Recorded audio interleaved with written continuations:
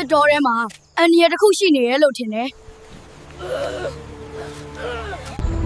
ဘာပဲဖြစ်ဖြစ်အိုးငါသွားကြည့်ရမယ်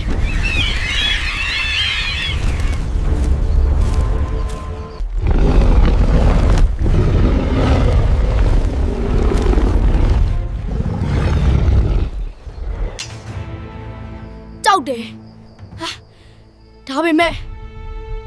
မပြေးဘူး ငါရွာကိုမထိခိုက်စေရဘူး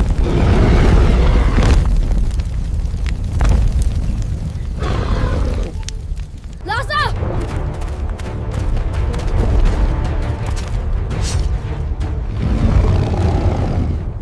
ငါမအင်အားမရှိရင်တော့ညံရှိတယ်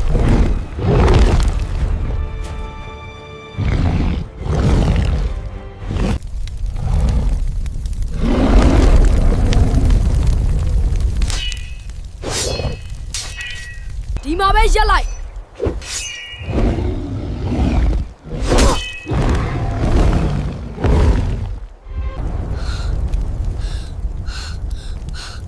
ရွာသားတွေကိုအန်ဒီရပေးတဲ့ငကားကိုချိန်မုံနိုင်ခဲ့ပြီ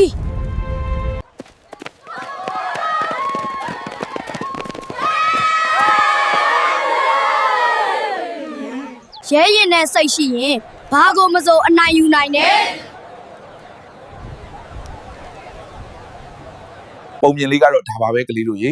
ရဲရင်မှုနဲ့မှန်ကန်တဲ့စိတ်ရှိရင်သေးငယ်တဲ့သူတောင်ကြီးမားတဲ့အောင်မြင်မှုရနိုင်ပါတယ်ဆိုတာပါပဲ